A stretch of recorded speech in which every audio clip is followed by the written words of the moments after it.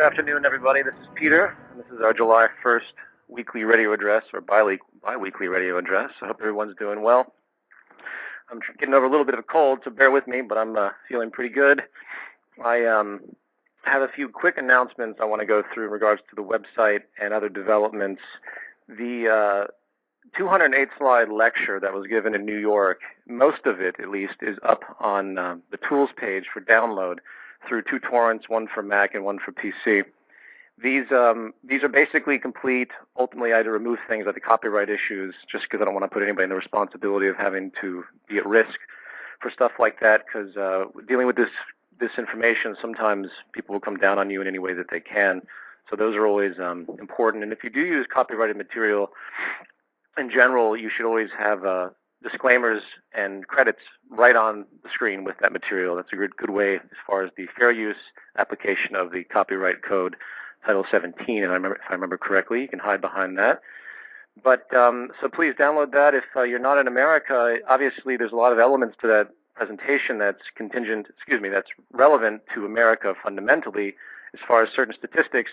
I would recommend you do your own research in your country, and I think you'll find that in most cases, the statistics will be more or less the same in your country, at least generally speaking. I think I know in the Western countries for sure, especially when it comes to technological automation and things of such, these issues more or less run through in technologically developed countries. If you live in a country that isn't as technologically developed, well, there's an inherent limitation there. So you might want to pick and choose which aspects of that presentation are applicable to your region and make it your own. I certainly don't want it to be just a blind cut and paste of what I stated. I think everyone will likely find something novel to contribute, and that's very important.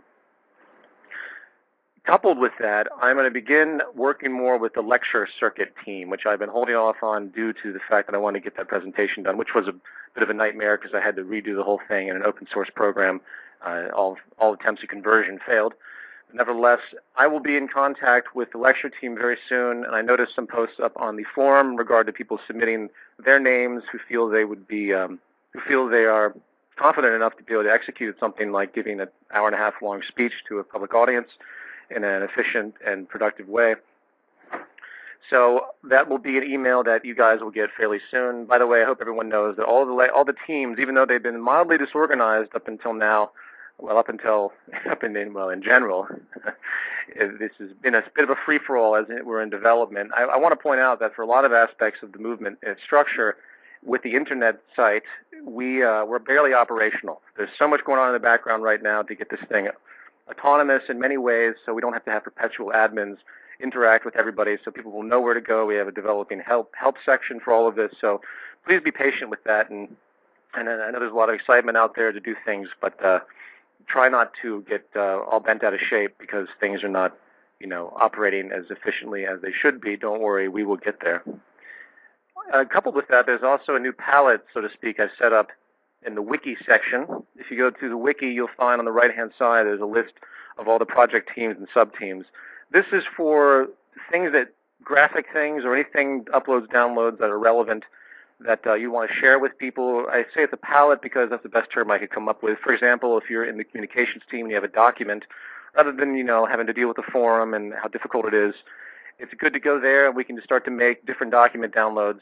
Within reason, of course, we have to be careful of server size, and we'll deal with that as it comes. Download size, so we don't hurt the server or make it prone to attacks. So that's another thing to check out. On top of that, we're also installing, it's actually installed now, a knowledge database, which will be a compilation of all relevant information in regards to the Venus Project and the Zeitgeist Movement, meaning all of the questions that I've answered up until now will be answered again by me or Jacque in this knowledge database to basically allow anyone who has a particular question about the tenets of the movement, they can go and they can search this, and luckily that will hopefully limit the amount of redundant questions that I get. But I think it'll be very useful. It's going to be a bit time-consuming to get it up to date. And by the way, I want to thank all of you out there that have done transcripts of the radio show. That's really incredible that you've done that. I didn't even realize that was going on, but that's going to be extremely helpful when it comes to this knowledge database, this searchable knowledge database program that we're doing. And finally, Zeitgeist Day 2010. We just posted up a little poll on the main homepage. If you haven't seen it, please go there and give it some thought, of course, depending, of course, where you are in the world, if you'd like to attend Zeitgeist Day in New York City, the main event. I want to make this a cataclysmic event, probably stretched over 2 venues. I'm not going to go into details right now, but I need to get a sense of how many people are, more or less certain that they can attend. So until I kind of get feedback from you guys, I don't want to, last year, for example, or this year actually, last March, we sold out the entire venue, which was 910 people about a month in advance. And I felt really bad because I felt like we could have gotten a lot more people and the exposure could have been a lot larger. And I don't want to make that mistake again this year, so I really want to try and get it worked out based on how many people actually want to attend. And that's basically it. So go to the poll and let me know, but we'll keep that up for a few days. I'm going to send out a mass email in regard to that as well. And hopefully, my goal is to get between 3,000 and 5,000 people to attend. If we can do that, I have some great ideas as far as venues and heavy amounts of publicity. I want this to be a major staple. It's really important that big events occur. I mean, there's always the continuity of information on the movement. I might even start doing a once-a-month activist day, so to speak, or an awareness day. I'm pondering lots of things like this, where everyone in their region could get together and do something on one day, whether it's in your local community, whether it's such as Union Square. A lot of the great guys in the New York Zeitgeist Chapter have been going to Union Square. It's been wonderful. I haven't had a chance to get down there yet, but I certainly will. And things like that. So we're always in development with that, but I want Zeitgeist Day to be big next year, the next event. All right, now I'm going to jump straight into your questions for the first hour. Then the second hour, Jacque Roxanne should be calling in, and we will chat with him about various points. So question 1. Should we start actively using open source materials among our activists and make it one of the movement's directions? I mean open source software such as GNU, Linux, torrents, and other things. There are lots of organizations and people who are really dedicated to this idea. If we could get the attention of such groups of people, it may give us some really good advantages and boost up our growth. What is your opinion?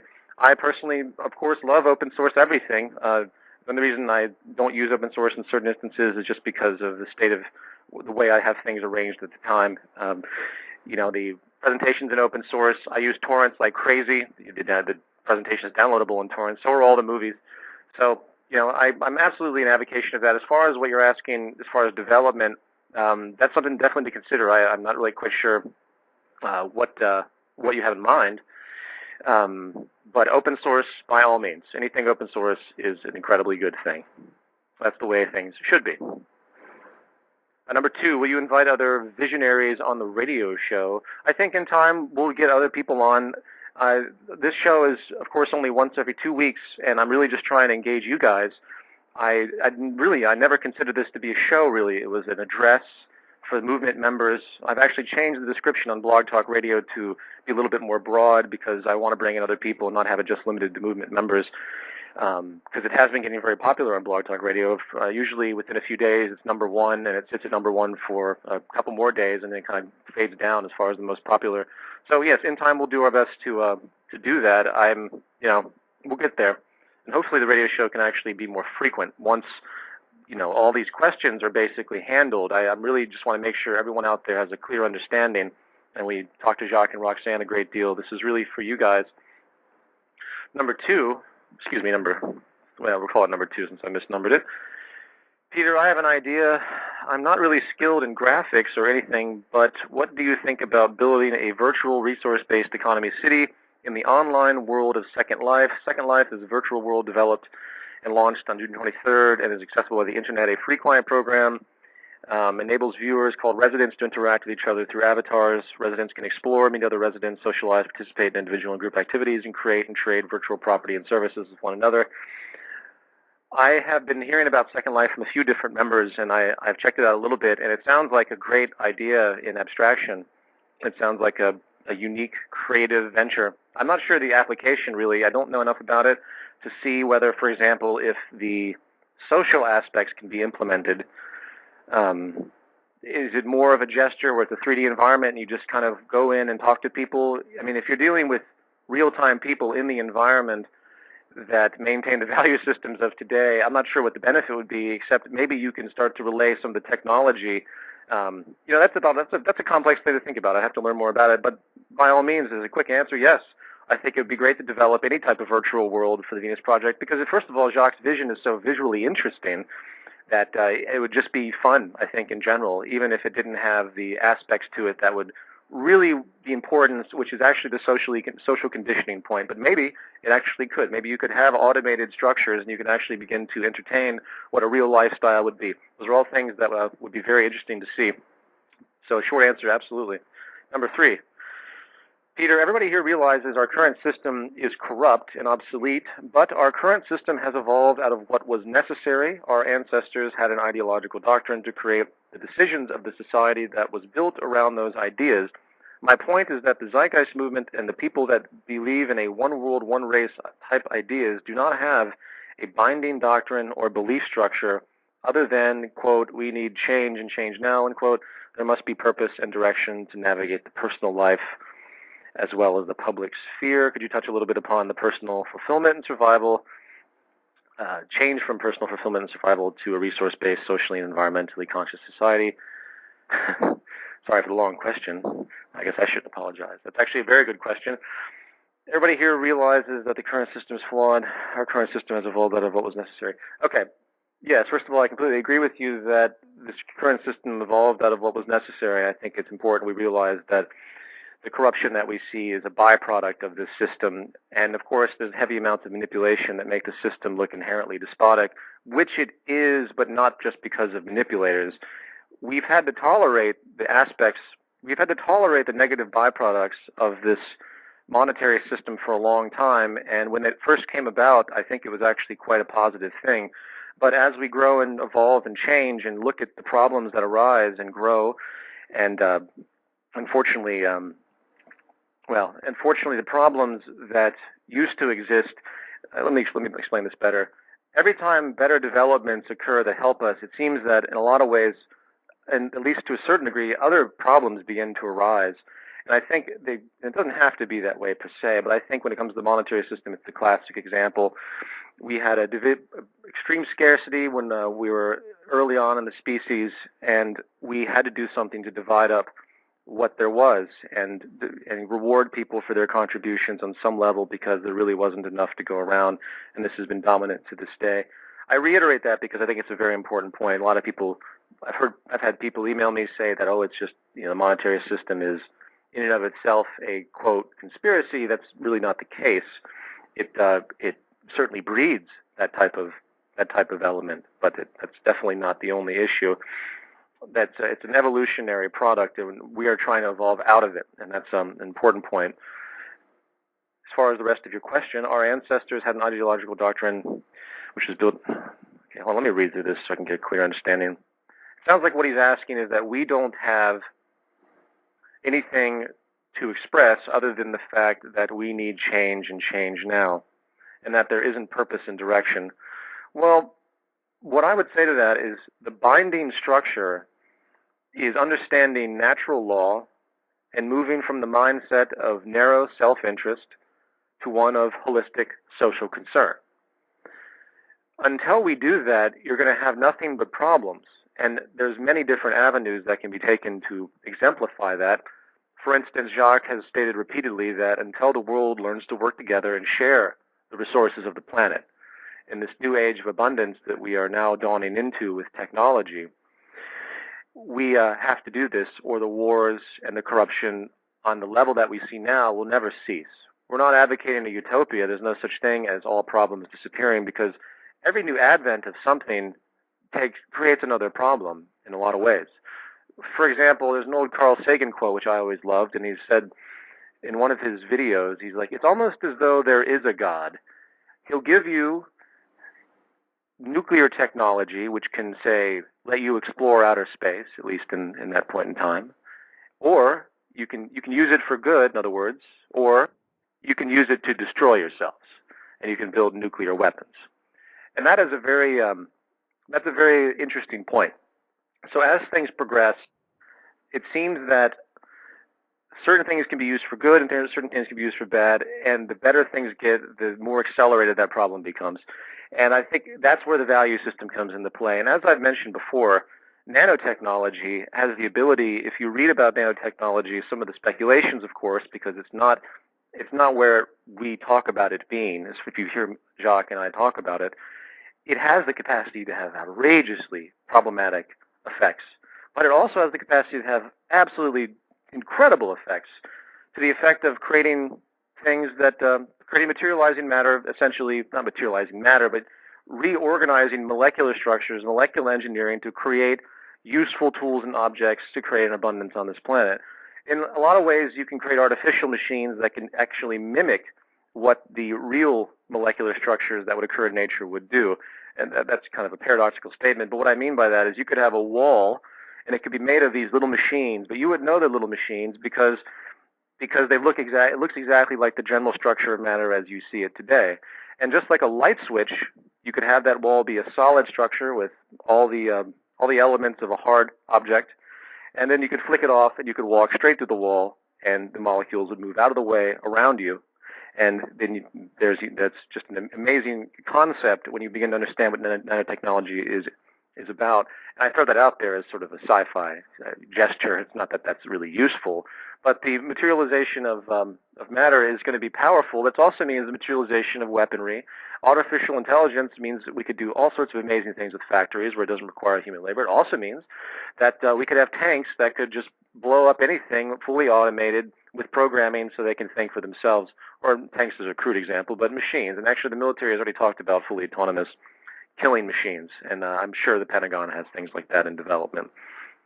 So, sorry I deviated from your point a little bit, but the binding doctrine or belief, as you put it, is the social concern. And there's a powerful basis for that. I don't think we're limited whatsoever. It's not just we want change. There's a lot more to it than that. We want to align with natural order for the benefit of humankind as a whole. And to do that, we have to take into account the environment as a whole as well. It's not that we're just biased with human beings. We can't survive without plants and animals. Think about how disastrous it would be, at least for a certain period. I think technology could help with this if it came to fruition. If all of the bees disappeared. No one really thinks about stuff like that, but this is a common threat. Things like that. So I hope I answered your question. Alignment with nature is what needs to be in orientation here. And that's not a religious idea. There's nothing metaphysical. It's not a new age concept. It's merely the fact that we learn from our surroundings. And that's really where all of our knowledge has come from to begin with. Number 4. Hello, Peter. Could it be possible that mandatory military service could be implemented to counter technological unemployment? I have no idea. That's an interesting question. But one thing for sure is that as the poverty levels increase, so does military recruitment.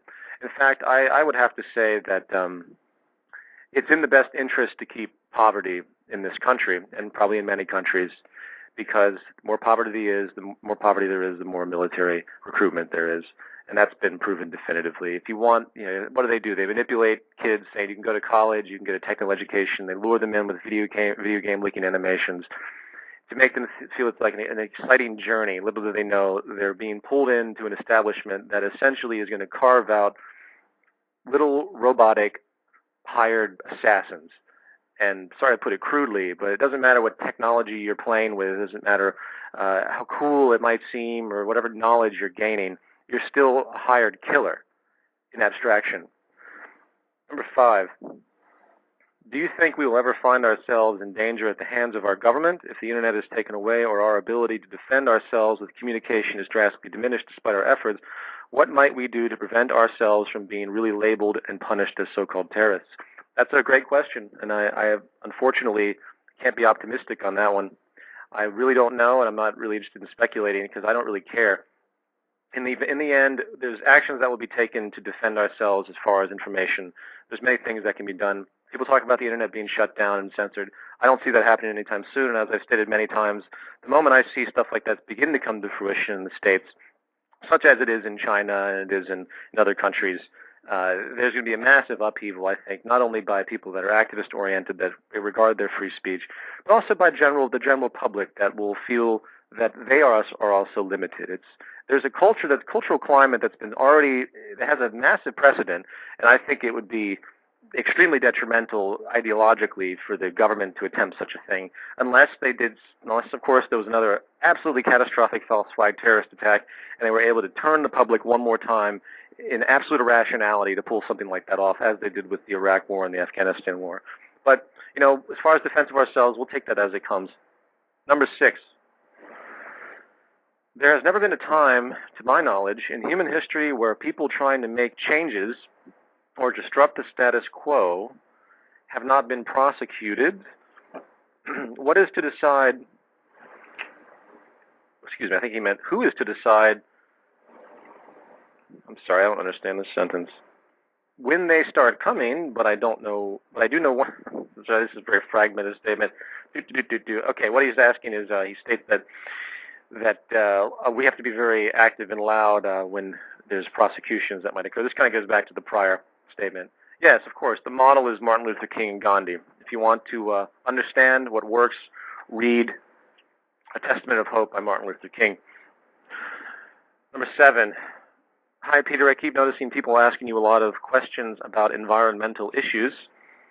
Could you make it clear how environmental aspects would change us all, socially speaking, for the benefit of us as a whole, and would fill our social needs? I assume you're referring, I assume you mean environmental conditioning. The first part of your question made me think you're talking about the physical environment, as far as, issues that are environmentally oriented. How to make it clear that the environmental aspect will change us? Well, I think that it goes back to my prior statement. The self-preservation that we see in the world today is misguided. The true form of self-preservation is the preservation of society as a whole.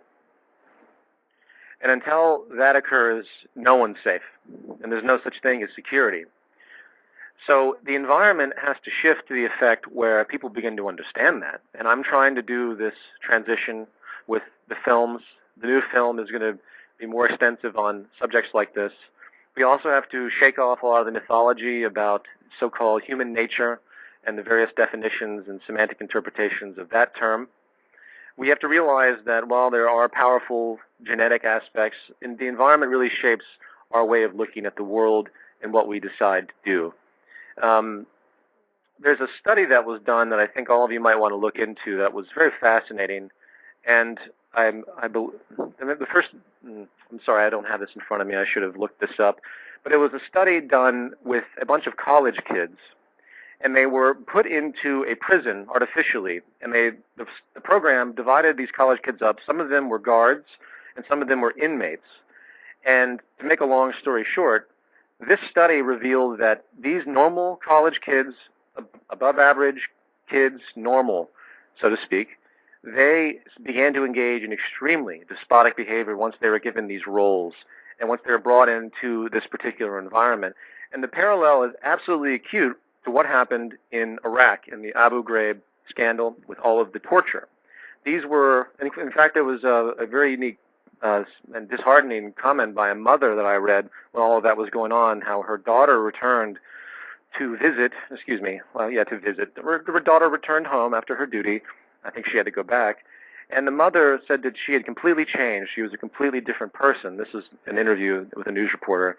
So the mother one day picked up her laptop and looked at the laptop and found a bunch of photographs which were explicitly the Abu Ghraib torture photos that she had on her laptop that she brought from Iraq. So she had participated. And I believe actually she was in some of the photographs. And the mother made the best comment. She said, I sent my little girl to war to work for the U.S. government, and they sent back a monster. And that's really what it comes down to. People are very malleable, and you give enough pressure and you give enough peer orientation. Excuse me, speaking abstractly. If you give enough peer pressure on people in particular environments, and they will change. And I think that's both a positive and a negative thing. I don't think the cultural norms that we see, the cultural memes, are going to be that difficult to get rid of once people understand the relevance of it. There are obviously going to be some mental reflexes that are going to be continuous, such as competitive, knee-jerk reactions. Those are difficult to overcome because they work just like other reflexes you have in your legs and knees and muscle memory. Your mind works the same way with chemicals. So, given that, I think, I'm sorry about the tangent, but back to your original question, I think the environment aspect that will change us all is going to be an understanding and a complete understanding and eventually an aesthetic feel of what it means to be socially concerned and to do things for the benefit of society as a whole, which is the benefit for you. So I hope that helps. Number 8. The Venus Project is against the creation of any elite group, whether it is the state or corporate elite. Who will take the decisions in a society without politicians? Will it be like a direct democracy? Well, I think we've addressed this quite a few times. I believe your phrase, who will take the decisions in a resource-based economy without politicians, the question isn't who will take or make the decisions, it's how are the decisions arrived at. We have this tendency to assume groups and associate quality with these groups, and if anyone's in relationship to these groups, therefore anyone's in relationship to these groups, it's subject to the opinion of those that value the groups one way or another, and therefore they have these heated, nonsensical arguments between various groups. This group mentality and this divisionary notion, I can't stand that stuff. I really, really hate it. But nevertheless, politicians are not relevant literally are not relevant in this type of social structure. And I've talked about that quite a bit. I don't want to elaborate on it too much, but what we're going to do, since we have the age of technology and we realize that all government should ever be, and I'm not talking about wars and budgets, you got to get rid of all of that once you understand the tenets of a resource-based economy. All government needs to do, period, is help manage and regulate the distribution of goods in society, along with developing research projects for further education and the advocacy and evolution of society itself. So that's it. Society today is far too complex. We have extended budgets in the great majority of the countries which are completely fictional. The question isn't, do we have the money to do something? The question is, do we have the resources to do it? And that's what no one thinks about. And the relationship of money to resources is absolutely gone, lost in the digital realm of trading. Resources have no basis in value to what is actually in the ground, so to speak. So we've really strongly deviated from every aspect that's actually tangibly relevant. Given that we don't need this stuff anymore because we know we can create an abundance. We know if we focus on it, we can create a system that enables everyone to have the necessities of life and elevate their lifestyle to things that are so much higher than what probably most millionaires enjoy today. Will there be a direct democracy? I wouldn't use those terms. I would say that people participate in a digital way. They participate with the system. You can think of it as surveys where people submit ideas, and because there's a great deal of freedom, and again, this is such a long-winded conversation, depending on what angle you're going for example, if you want to have a product, say you need a chair of some kind, you want to design it a certain way, well, a program might be available that's very user-friendly, which will enable you to design the chair yourself, and is immediately sent to a custom manufacturing facility in real time. In other words, it's digitally sent. The machine, it's hit with the program, the machine alters itself, and it can create that chair for you, custom. It's automatically packaged, automatically sent to you through various technology, whether it's above ground or below ground. And then it could come straight to your home through a type of vacuum tube, or it could be a distribution center in your central city location, and all you do is go and pick it up and bring it back, and that's it. And it's completely custom, too. So that's just one example. And if you want more clarification on all of these processes, please read the Activist Orientation Guide, because we've talked about that a great deal. Democracy, as we know it today, is ridiculous. It's not real. It's a falsity cloaked in the image of freedom, and it's an absolute mask and illusion. Number 9. There are people today who have moral objections to certain industrial practices. The main example I'm thinking of is vegetarians. Some are of the opinion that abolishing human consumption of meat is an obligatory aspect of our moral evolution, since the practice of producing meat has a direct impact on the distribution and use of resources. How do you think a resource-based economy would handle this difference of opinion among people without ignoring the input of some or impinging on the freedom of choice of others? Well, I think you kind of answered your own question in gesture. You you don't. This type of argument is within the realm of such subtlety that there's no legal aspect to it. First of all, for someone to say it's immoral is not justifiable to someone who says it's natural. Those are absolutely intangible opinions. So, given our evolution, I would have to say that I would agree with the concept, personally speaking, in my opinion, that maybe through time we'll evolve out of eating meat. But in reflect the problems we have today, I really couldn't care less. There are so many. I don't agree with industry, and I hope everybody out there goes and sees Food Incorporated or King Corn and understands what industry is doing today. On that aspect, I don't eat a lot of meat because it's poisoned. But as far as the moral attribute, I'm not in a position to really care because there's so many other things that are in priority at this point. If you have a personal problem with seeing an animal with eyes and ears and a nose getting killed and sent, don't eat it. That's your own protest, and that's applicable as well. But the resource-based economy will engage in particular freedoms, all freedoms. And if people, unless there's an extremely lopsided thing where there's just no demand for something, then, obviously there's no demand for it, so it's ruled out. Or will, in many, many, many generations, evolve out of the practice. Meat could be grown in vitro, nanotechnology can be applied to such creation where we can actually have meat and it doesn't come from an animal at all. So, I hope I answered your question. Number 10, the Science Forum consistently consists mostly of science news rather than discussions of the application of the scientific method within a resource-based economy. So what do you suggest we do about this? Right now, it's a bit unclear what the purpose of the Science Forum is. The Science Forum consists of you, so it's up to you to decide what the purpose of the Science Forum is. There is a general statement that's made. Science news is one thing. I think that's a great thing. But if you have a scientific idea, there are people there, and I'm sure they'd like to hear it, and you can have feedback. So it's really up to you. The Science Forum is just that. It's a forum. I can't do much when it comes to social interactions on the site. I mean, we have the moderators to help with erroneous things and problems, but it's up to you to create the interest. Number 11. Hi, Peter. Have you read Peter Watkins' essay book on monoform audio-visual media circus, the MAVM? No, I haven't. I'm sorry. I'll try to read about that. Number 12. I've heard you mention the idea of the money bomb and how you don't like the idea unless it was directed for a particular project that could be made completely transparent so people can see where their money goes to. How about a notification bomb? Quote, probably needs a better name. Maybe info bomb, email bomb. The idea being that Zeitgeist Movement members could, on a particular date, email a particular TV radio show, all requesting the same thing. I think that's a great idea. I mean, I think, and ultimately we are going to do that. We've sort of done that with the German Facebook equivalent. They cut out our Zeitgeist Movement sites, and we sent a bunch of emails. I'm sure they've gotten a ton by now. We're going to keep sending them. As far as on a one day, I really would take a particular application. I think just constant communication is just as effective.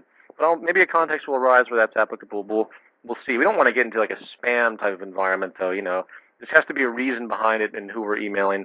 But that's an interesting point. Number 13. Floating around YouTube, one tends to come across people calling the Venus Project socialist and the usual nonsense that comes with. My question is, do you think some of the writings on the site should and could have parts that are open to interpretation, specified, reworded to remove the issue of people interpreting it, removing the issue of people interpreting it wrongly? Also, it helps those of us trying to communicate the message to have more solid ground to stand on. Well, first of all, people are going to misinterpret you whether you like it or not, and I am nothing but continually amazed at how my words are twisted and misinterpreted by people that are even in the movement.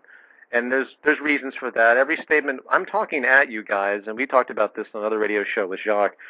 I'm speaking at you, and my hope is that I am diligent enough at my speech that the majority of you can relate to the words and phrases and implied meanings that I am denoting.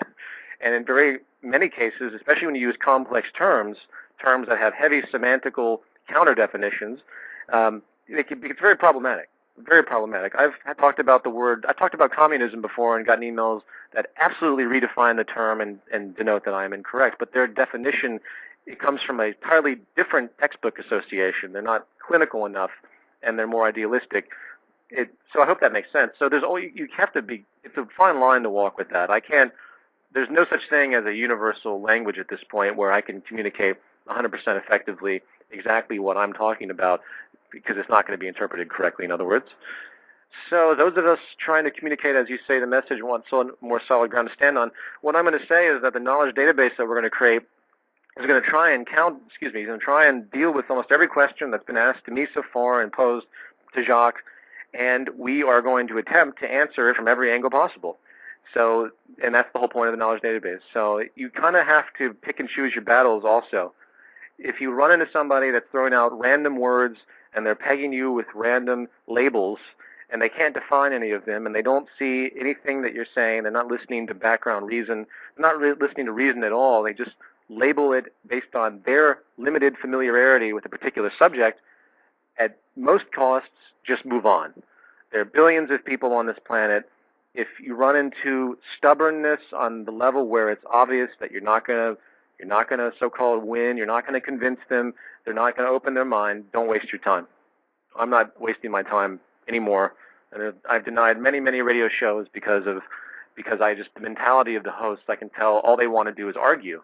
And I'm not in that business. I don't have a personal vested emotional interest in winning debates. I'm trying to present information to people. Unfortunately, in this culture, everyone wants to win, and it's a grave sickness. Number 14, how can we recruit a much larger fraction of the population to join the movement and shift their mental paradigm from one of competition and conflict to one of cooperative behavior? How can we be much more aggressive without becoming a target for those who oppose the movement? So there's two questions there.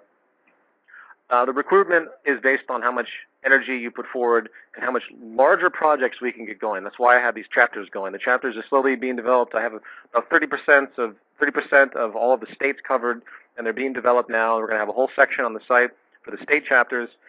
It's going to be very important to get these chapters independent to a certain degree, and people doing their own projects, having screenings, having small lectures, having community relationships and development. So it's really up to you. And I think setting up groups across the planet in a massive web is really the way to go, generally speaking. And it's going to shift. We're going to see how things unfold. But major media interest, call up radio stations. If you have the number for any radio station, actually, it's just worth mentioning it and throwing out the website. And if they degrade you, just move on. Don't take it personally. It's just great to get information out there. As a slight contradiction to my prior point as to why I don't go on radio shows where everyone wants to debate, you might think that I should go on them anyway just because it's a good exposure.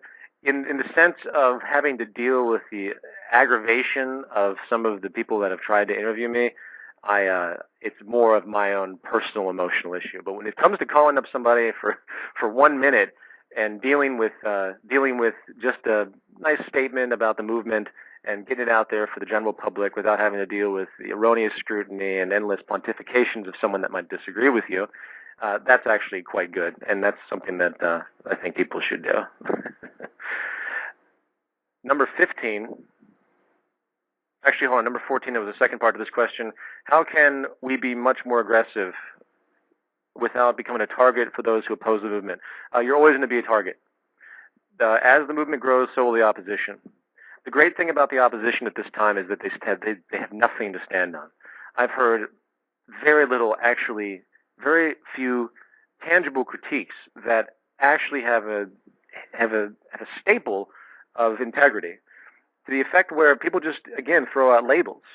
We have a subculture of sort of religious culture that they just think this is, they go back to the end of the Bible and they think this is an end times thing and we're trying to create a one world government, and of all these rather lunatic kind of things happening that are just so irrational, and they're really colorful and amusing. I actually really enjoy getting emails about that because it makes it kind of amusing and fun in a bizarre way, because they don't have anything to stand on. It's fanaticism, and while fanaticism is dangerous, it never grows to the length that I don't feel it will grow, at least from what I've seen, it will grow to any length that is actually a detriment in the long run. Then on the other side, you have the socialist, communist guys, the people that will try to turn this into another so-called Red Scare, perhaps, that we're pushing something that in the early days of the United States, let me rephrase that, the Red Scare Soviet conflict that happened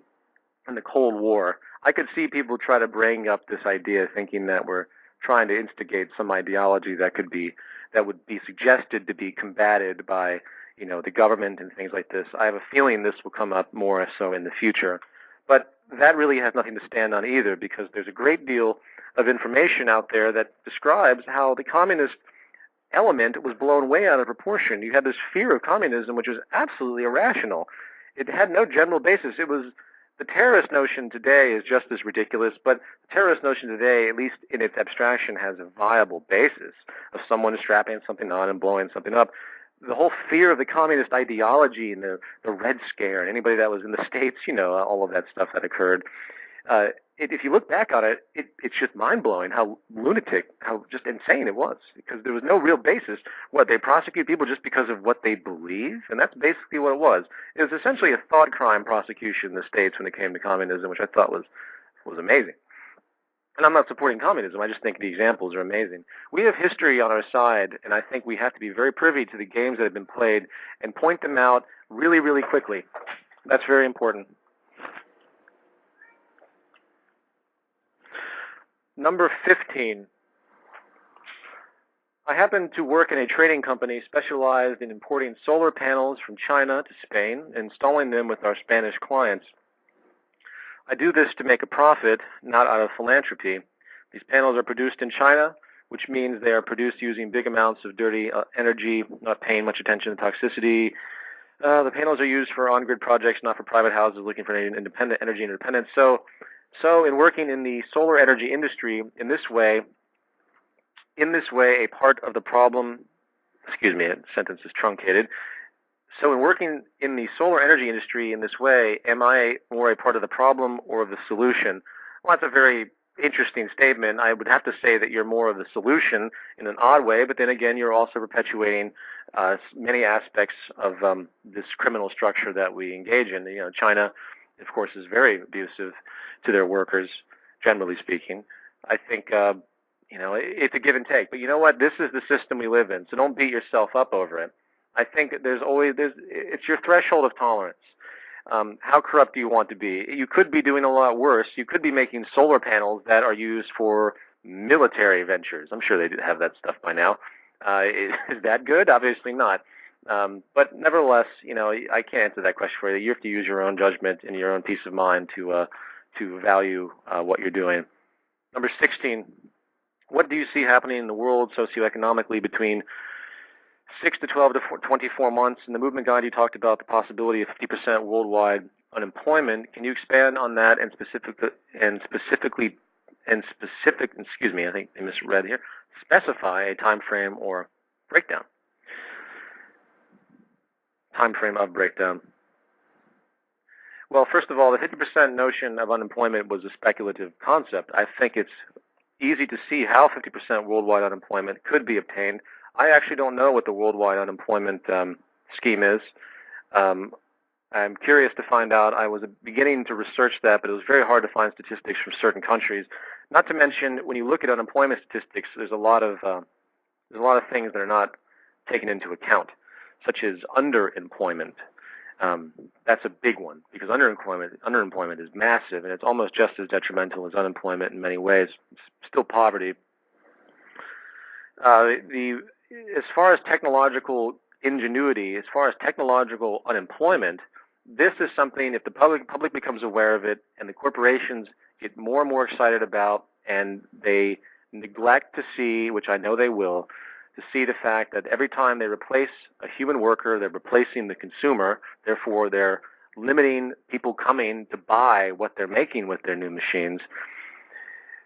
Every time this grows, it's going to create more employment. This is something that I think has been definitively denoted in the Activist Orientation Guide, as you know. So that's really the catalytic point. As far as what the world might be in the next 6 to 12 to 24 months, I really don't know. I see the continual problems arising in the states with the derivatives markets blowout, the debt blowout, and M3 I think has been increased from 2 years ago at least 40%, which is unbelievable. And of course, you can't see those numbers. The Fed doesn't release those numbers anymore. What I will say is interesting is that as much speculation has been drawn about the collapse of the system, the collapse is only going to be effective when the public is aware of it. It's only through the understanding of the mathematics behind the system that's going to relay the reality. And if the public is not aware of what's happening, they will just float along and the system will be preserved to a certain degree. There will always be mathematical models that can't be evaded in certain industries, in certain sectors. In other words, you always have companies going bankrupt and losing jobs, but the government, as you've seen, steps in. And the more they step in, the more they bail out. All they're really doing, the more they do so, the more they're releasing the pressure valve of the whole problem. And what they're really doing is just wiping everything under the carpet. And as long as they keep placating the public in the way that they do, I mean, Michael Jackson dies. Is it me, or does every news station have to talk about it for 4 days straight with nothing else? Granted, I'm sorry to see the death of somebody, but is that all we have to talk about? Is that really the staple of our culture at this point? Maybe it is. I don't know. But I find it very disconcerting that the media just goes crazy over the most seemingly obtuse and private things that have very little social relevance. And cultural elements are important. I find it amazing how the media jumps on things and they just blanket all the real issues. So, that point being denoted, I think I answered your question. They can stop the awareness of the breakdown, and once they do that, they can begin to go into damage control. And I do believe they could resurrect the system. It's going to take a lot longer than a couple of years as far as I'm concerned. But the real clincher, as I denoted before, is technological unemployment. And that's what has to be promoted. That's what the public has to understand. And that's what needs to be pushed. Because if you understand that you could build a machine that can do your job, let's say you built the machine yourself and you put it in its position, this is very hypothetical and rhetorical, you put it into your current occupation, does your job, and you get the money and you get to sit at home while your machine does the work. Think about it that way, because that's what can happen, except we don't need the money at all on the largest extreme of that. So I hope that helps. Number 17, why is it that you no longer go back to old unanswered questions from the previous blog talk shows and answer them in the text-based answer you did with the unanswered questions of your first blog? I apologize. My time has been extremely difficult to manage recently, and it's just getting worse and worse. But nevertheless, we do have, as I said, the knowledge database, and I'm going to go back to all of that, and we're going to begin to pretty much go from the very beginning, and I'm going to struggle through and answer virtually every question through time that I have gotten. So that will be a massive database. Number 18, I often hear Jacque talking about how there is no democracy in the current system, and then he asks, did you vote for this, did you vote for that, such as space programs, bridges, etc. So my question is, how much is there going to be voting? How much is there going to be voting in this new system? Excuse me, I'll rephrase that. How much voting is there going to be in this new system? Well, that's contingent upon the awareness, the technological awareness, and the application of the scientific method to society as a whole.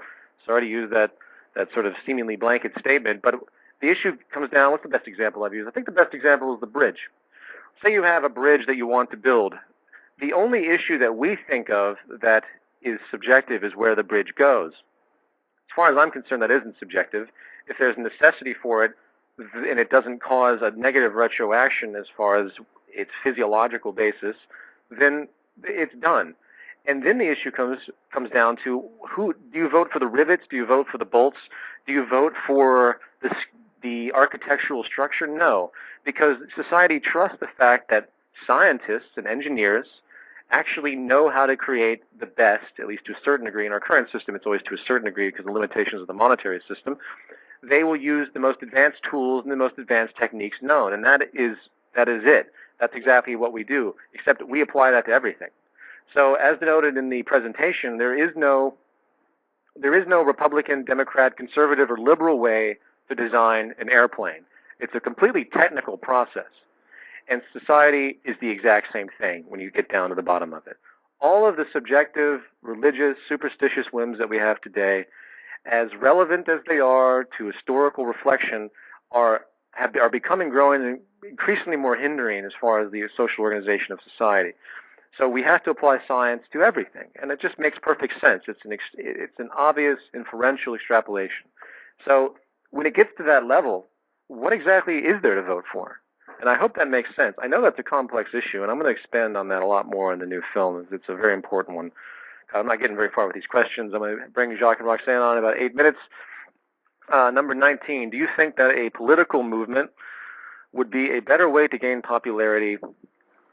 Actually, I'm going to ask Jacque that question. I want to save some of these questions for Jacque, because I know that very often you guys ask questions, and I end up answering them, and then we just talk to Jacque directly.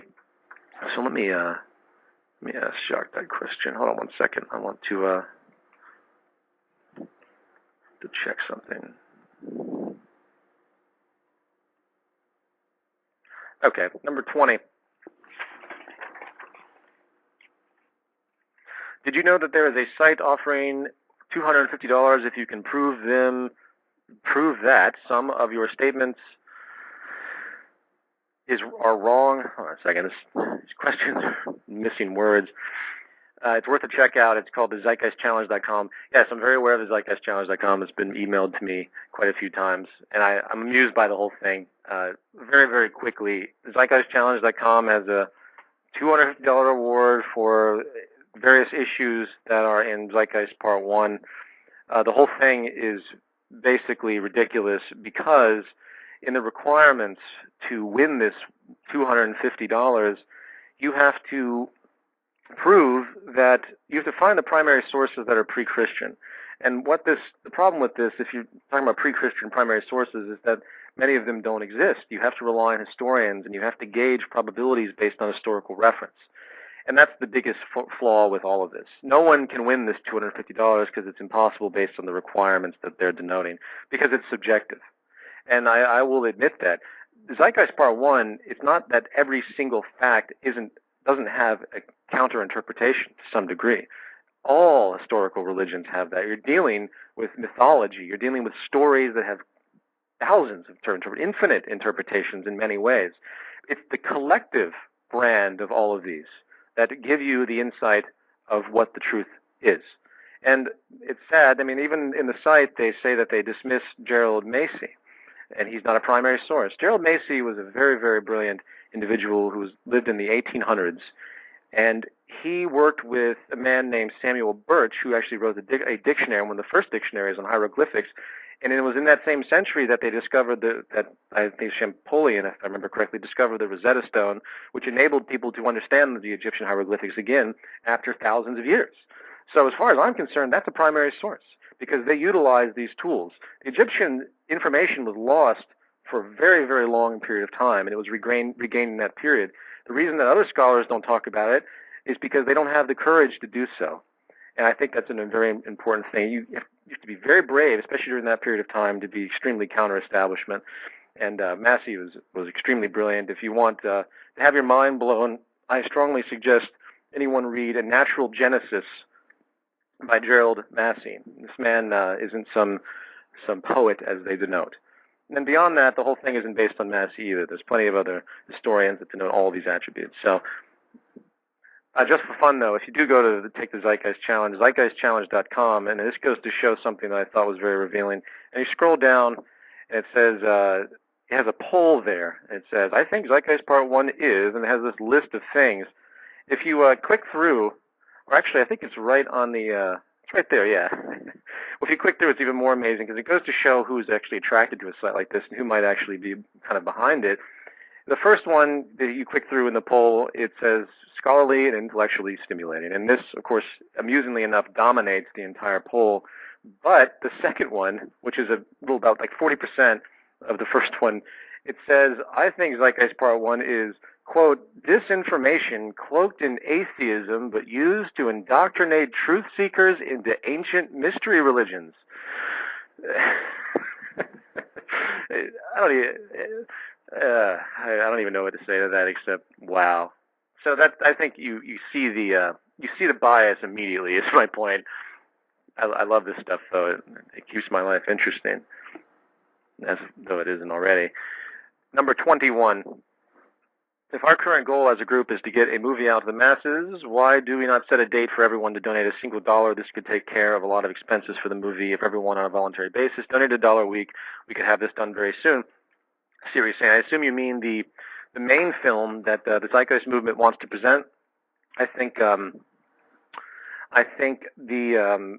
an interesting idea. There's a guy named Max Kaiser who has started a program called PirateMyFilm.com. It might not be .com actually, but it's probably, if you go to maxkaiser.com or something to that effect, you'll find this information. And he's actually doing just that, which is a very interesting idea. We have to get the script done first. I really wanted to get this picked up by a major institution with funding, so it wasn't, say, freelancers that do it. It's actually a major Hollywood base that does it. I really think it could happen too. And once the script is done, we will take it from there. But that's an interesting idea. We'll see how that goes. Let me get to another question real fast. How will our movement deal with no crash? Like Jacque points out in his book, what if they move from one bubble to another until we have world currency, which they will not inflate and keep steady? We have to understand that a world currency, which I think, again, is in the agenda because it would hide transparency, will still be subject to many of the problems. The labor system, will still be subject to many of the problems that we've talked about before. The technological unemployment is still there.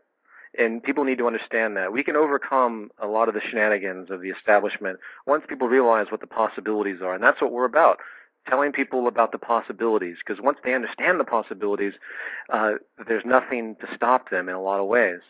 The biggest hindrance of society is keeping people dumb. In other words, the most profound thing that the establishment does is to keep people uninformed about what's actually possible. And if you do that, people don't know. I mean, you meet people all day long that have limited possibilities. You restrict their possibilities and you can control them. But technology is so powerful. Information age is upon us. We have the ability to influence many, many people in an incredible way. And I think it's time that we capitalize on that and make it our mission to spread the truth as far as the information that's out there about technology and how we can create a world of abundance, and we don't have to be slaves to each other and be parasitic and keep these despotic value systems, these parasitic, leeching, and invariably paralyzing value systems that we have that cause nothing but problems and will probably continue to cause extremely more grave problems if the system is left unabated. So I'm going to now bring on Jacque and Roxanne. Let me make sure I have their number correct because I see there's a bunch of you guys on that list.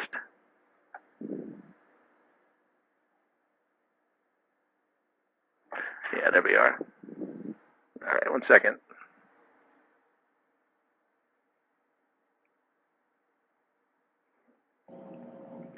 Jacque and Roxanne. Yes, Peter. How are you? Hey, Peter. I'm doing great. How you guys doing? Good. Real good. Right. Good. Great to talk to you guys. You too. So I'm bouncing along with a great deal of questions, and there's a couple questions for you guys as well.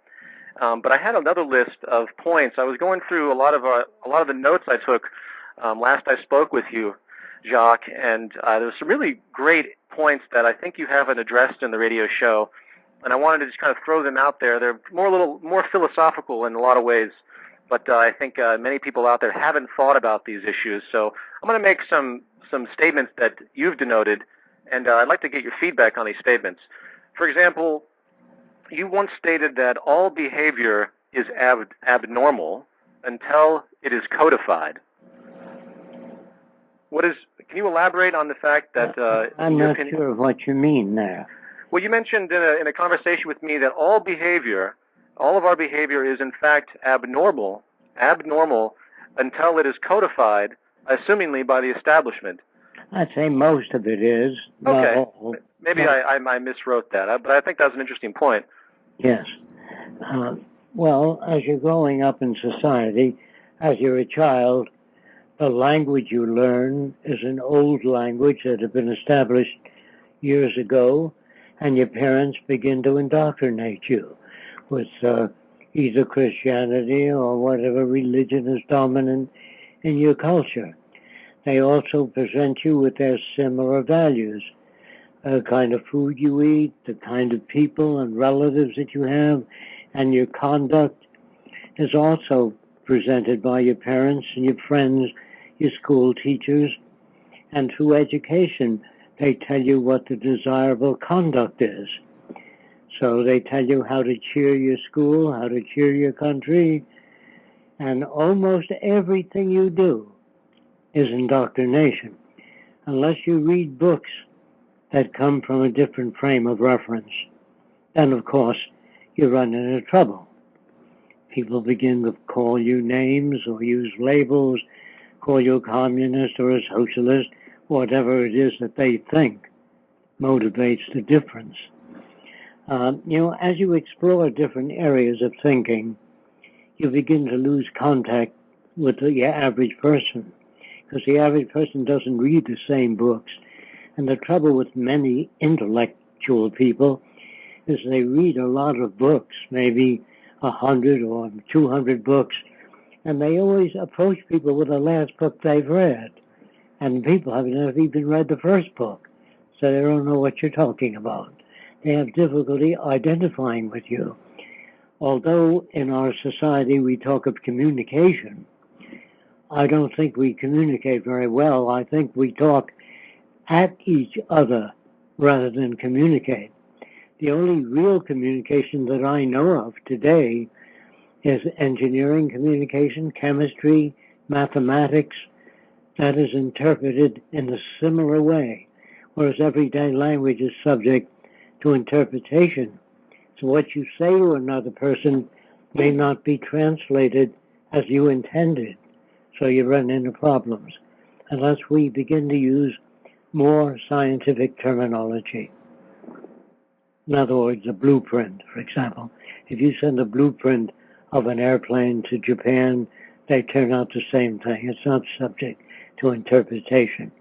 Whereas if you write something that you believe in, the writing that you use is very old language and is subject to interpretation. That's the problem. Yes, absolutely. On the issue of indoctrination, which I think is a very interesting one, there was another point that you made, which I thought was a very well stated question, and you had kind of rhetorically asked me this question, and it was, how much of you is you, and how much of you is indoctrination? I always thought that was a very brilliant way to engage somebody in that discussion. So if I was to ask you that question, Jacque, how much of you is you, what would your response be? I am a composite of everybody I've known and what I've read and the books I've read, the movies I've seen and the values I've encountered. And if I lived a somewhat different lifestyle, I would encounter different situations. But I am a composite person, like all of us are. We're all composite. Depends on if you've traveled a great deal in different parts of the world, you come back with a somewhat different value system. You understand that different cultures arrive at different conclusions due to their background. Rather than judge them, you understand them. I don't like the word tolerance. I'd rather people understood other people, not put up with it. Tolerance seems, well, I'll put up with it. It doesn't seem to imply that you understand that people that come from different cultures genuinely believe in what their indoctrination. Most people. So when you go to Japan, during the war, they have attitudes about Americans. The Russians have attitudes about Americans because their indoctrination is somewhat different. If you had a true democracy, it'd be very difficult to keep people in line. You'd have like 50 different political parties. So you make people as uniform as you can. I'm not advocating this, but society tries to make people fairly uniform so they're subject to control. If you permit a wide range of behavior, you lose control. That's right. that seems to be the pattern by all means. That's why they do it. Right. They do it because they need to control people. People wouldn't pay their taxes. They wouldn't show up on work on time. If you had individuality, the guy says, I think I'll come into work at 10 o'clock, sleep a little late today. He can't do that. You live in a regimented society, and society is operated a certain way. If you decided, say you're a very nice guy, you decided to pay your help $3,000 a week, they wouldn't show up Monday. They take the family on a cruise. So if you use minimum wage, they have to show up Monday. Yes, absolutely. And if they use minimum wage, they have to purchase an old car, one they have to continually fix up. Therefore, they constantly have to work as well. So it's a self-feeding mechanism in many ways. Right. And you can't even take your kid to a doctor if you're on minimum wage.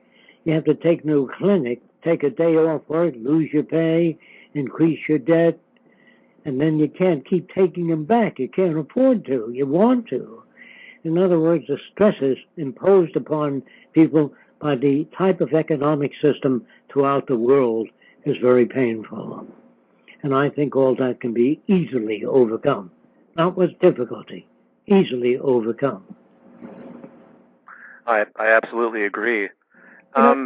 Even when you get into a higher paying bracket, those that get more money end up having to keep up with other people who have that amount of money. So if your friends have a bigger boat than you need more money to get a bigger boat.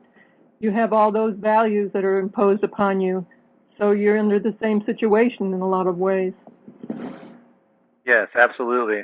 Not to mention there's an erroneous stratification that goes almost to infinity, it seems, where people will actually purchase things like a gold-plated toilet, which of course is absolutely absurd. Many people ask me the question, what if I wanted to have a gold-plated toilet? Obviously, that's a distortion of values, correct?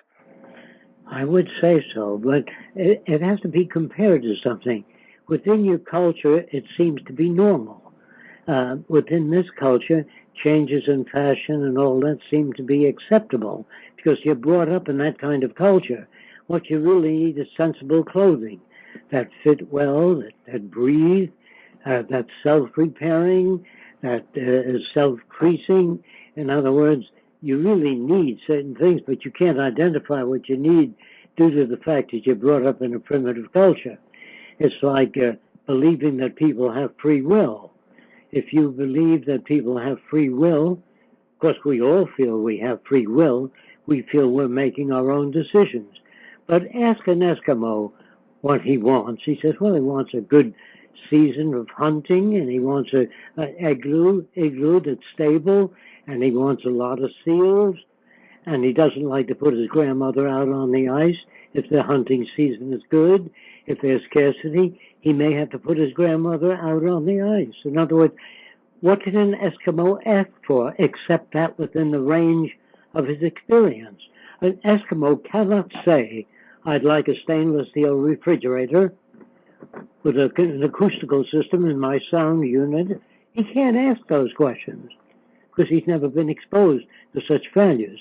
So always think about it. Everything you request is within the contents of the environment that you're brought up in. A soldier would want an armored suit in the early days. Today, they wouldn't want an armored suit. They'd want radar. They'd want sonic devices to tell where the enemy is at night, infrared vision. The soldier will be asking for different things than a soldier 150 years ago. But he always asked for things within the technological range of his culture. I don't know why people have such difficulty with that. Right. In the future, I don't think anybody would want a Kennedy rocking chair. It's bad anatomically. It's bad for the body physiologically. What we need is contoured furniture that's contoured to the human body, not because President Kennedy once had a rocking chair. Do you understand what I mean? Our values are so false, I hardly know where to start. Oh, I couldn't agree more. And back to the example of the gold-plated toilet, obviously the utility is thrown out the window. It's simply a matter of status, of social vanity. And I believe those, I would have to say, those come with a great deal of distortion. Let me tell you to what extent we are distorted. Okay. Members of the Supreme Court would be considered criminals in the future. Judges would be considered criminals. Now, remember, King Solomon had 1,000 wives. Today, he'd be arrested as a bigamist. But he's respected in the Bible. In the early days in the Bible, people had many wives. It was customary. It was typical of that culture. But what you call a criminal, a lawyer would be considered a criminal in the future. A businessman, advertising would all be considered criminal. Bankers, investment brokers, all the things that you look up to and cherish today would be considered criminal in a sane society. Absolutely. Absolutely. When you say you should respect your government, I don't know what they're talking about. You respect your government, you respect anyone that's worthy of respect, not necessarily your government. The Right. government is generally utterly corrupt, most governments. It depends on the degree of corruption. By all means. In regard to the value systems, today everything is pulled apart, it seems, with so many different people going in so many different directions. Yes. Do you feel that in the new society that you speak of, people will begin to be more similar, not regimented, but similar in their value systems, and to the effect that they will want to see the world work together, and it will be more of a homogeneous type of value structure? Do you see that as being more a part of your society than, say, the distortions we see with everyone going in multiple directions at once in the current society? I don't like to use the term "my society." Well, you know what I mean. I'm sorry. Because it's based upon more statistical data than what I would think of, because I know this.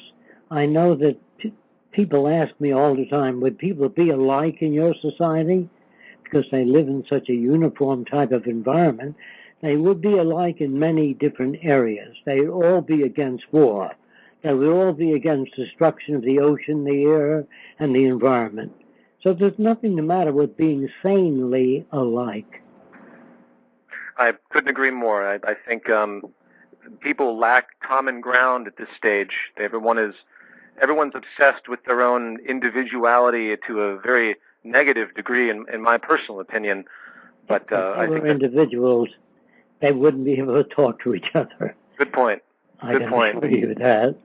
They'd be so different, they'd be ostracized. You find minor differences and you call them an individual. Sure. Good. Well, okay, I'm going to ask some direct questions that came from people that are in the movement, and I'm going to hopefully let's see here. Here's a good one that I've sort of answered before, but I think it'd be great for you to extend on this. Do you feel that a political movement would be a good way to gain popularity and move into the transitional phase? In other words, this person's asking, such as like the technocracy concept. Do you feel that there should be a political movement associated with the Venus Project? Not a political movement, an educational movement. Very good, yeah. Tell people what it is that's needed, how much arable land to support so many people, and transportation that would be safe. An educational project that shows how to utilize our existing resources in a more equitable way for all people.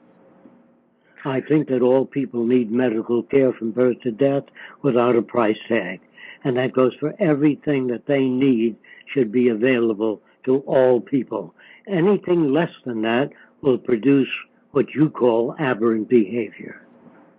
Once you start to get involved in politics, even if you have good intentions in the beginning, it gets so corrupted, and it's based on so much money to get in and having to achieve so much money to stay there that you owe so many people different favors. It just never comes out the same, even if they have good intentions. Yeah, I would have to agree with that as well. I feel that the political structure it's inherently. I'm sorry? If by political structure you mean informing the public, not opinions, but what your findings are. Yes, that's a great point. And I think that's the distinction many people fail to address. Some feel simply that we should have a political movement that people run for Congress representing the Venus Project. And I think what Roxanne said made that very clear, that it's not necessarily the way to go. But obviously, I'm sorry, go ahead.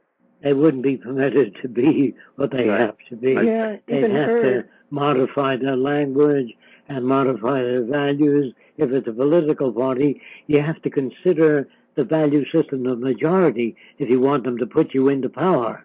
For example, the difference between science and theological or biblical training is that if scientists find out that the earth is round while most people believe it's flat, they don't accommodate. They don't say, well, listen, folks, it's a little round and a little flat. Then you get along with more people. But it isn't the business for science to get along. It's to talk about, I'm using old language, the truth. In other words, if you find out that living near a certain swamp produces malaria, you don't say, well, it may or may not produce malaria.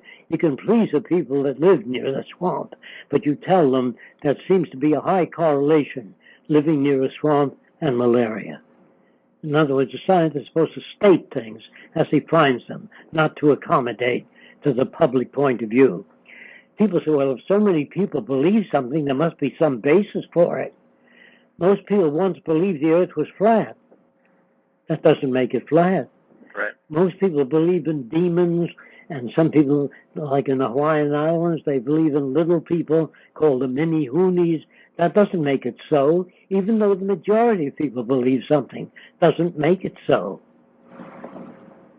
Absolutely. I think the old statement that the majority is always wrong certainly holds true.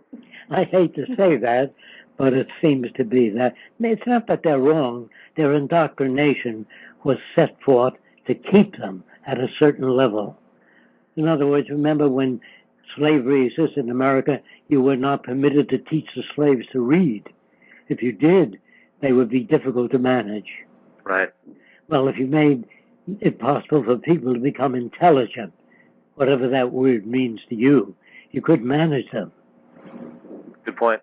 Yeah. You're always under a controlled system.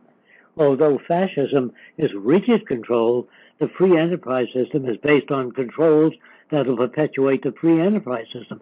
Communism is based on controls that will perpetuate communism. Yes. Yes, definitely. And a Lutheran is under the controls that will perpetuate that point of view. Yeah, I think that's a very important thing for people to consider. Back to the concept of indoctrination, I grew up with a slight religious bias at a very early age, and I was able to realize that had been communicated and taught to me. And unfortunately, most out there don't realize that many of the things that they hold dear are, in fact, just imposed upon them. They're not really true, per se. Well, really, it's very unpleasant. If you brought up as a particular point of view, and somebody comes up and says most of everything you think of is not your own, is what has been presented to you. So indoctrination, they don't like that because you're calling them a sucker, an ignoramus. Although they may be ignorant of many truths, what they call truths. They may be ignorant of that, but they don't like to be told that because they can't do anything with it and they can't do anything about it unless you give them a new set of tools. Remember, a surgeon without surgical instruments can't do anything. And people without a value system that provides answers, workable answers to problems, don't know how to solve problems. They hope things will work out. No engineer hopes a bridge will stand up. He does calculations, he tests the concrete, the cables that support the bridge, so that he will know it'll hold up. Before he does that, he has to know what kind of weight the bridge carries and what kind of winds exist in the vicinity. Engineers never hope things are going to work out. They only engineer things to work out by understanding the variables required to make things work out. Now, that's true for all things. Don't hope that your kids turn out well. Find out what it is and what is necessary to enable them to turn out well adjusted. Absolutely. Would you say that intelligence, in your definition, is really, so to speak, a tool set? Yes. It's the ability to extract significance from most situations. Right. Okay. But really, there's no such thing as intelligence because, like I said before, an intelligent structural engineer of 75 years ago couldn't get a job today. Good point. They're not updated. You know what I mean? So intelligence doesn't exist. It's an ongoing process. That's why there's no such thing as civilization. We learn more and change, and things keep changing. There's no final frontiers, no utopias, no best way to make a laptop computer. There's the best way today for making a laptop computer.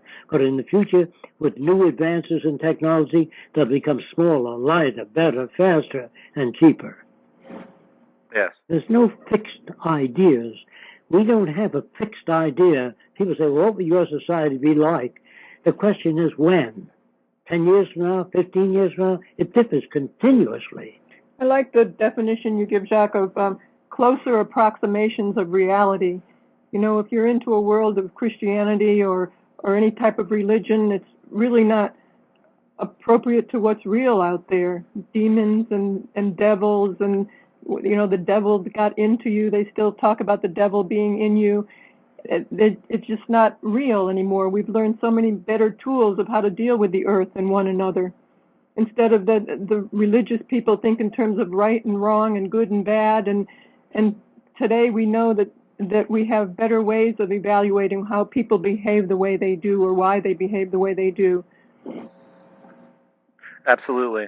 Absolutely. I couldn't agree more. I think it's important that people understand I think the word would be feedback. We gain feedback from the environment, which teaches us, you know, as far as what the truths might be, at least at that point in time. And most of the communities out there, they don't relate to any feedback from the environment. They just continue to perpetuate the same old mythology that they've been taught from long periods ago, where we had no tools to evaluate levels of feedback, if that makes sense. And they end up living their parents' and great-great-grandparents' lives over and over again with the same values and the same problems within society and the same wars and the same scarcity and the booms and busts in society. And, absolutely. And for any other methods of running society. Right.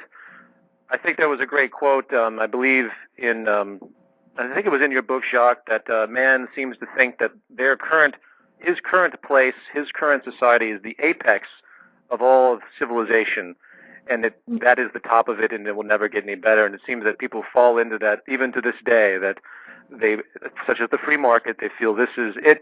This is the highest level of our development, and there's nothing beyond it. And that's unfortunately very sad when I talk to people, and that's their disposition. And when they think about the future, they think about the free enterprise system going right into the future. Right. They can't do anything else. They don't have the tools to. Right. Remember, in a free society, you can't manage people. So that's why you don't have democracy.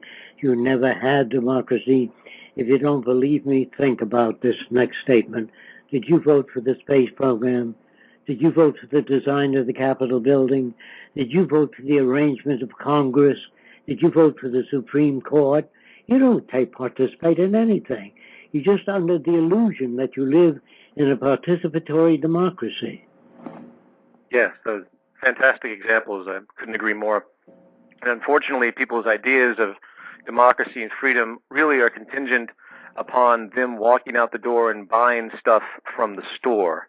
That seems to be my interpretation. Everyone thinks they're free because they can walk around freely and buy things. That seems to be the majority of their sense of freedom. This is true. Okay, I have another question from one of the members that it's kind of general. The question is about property, of course, which is an interesting issue. Property in a resource-based economy, as we've denoted as you've denoted many times, that there's no need for property. And the question is, how would people that collect things or hoard things be treated? Well, suppose you had a collection of paintings by Picasso or anything that you collected. We would ask you to put it on tour so everyone can enjoy those paintings. And if you said, no, I'd rather keep in my home, we will put that in the local publication. He said, no, he'd rather keep it in his home. I think in that way he would be embarrassed later on and permit all his paintings to go on tour by courtesy of whoever owns them. Now, the things you make, such as a painting or sculpture or your own craftsmanship, would be your own products, but you couldn't sell them to anyone. You have to give them away as a gift. That would be very different than the world today.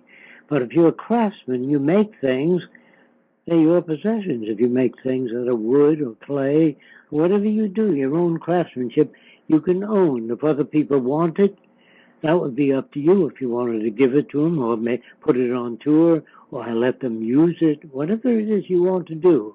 But the things you create yourself and make yourself are your possessions.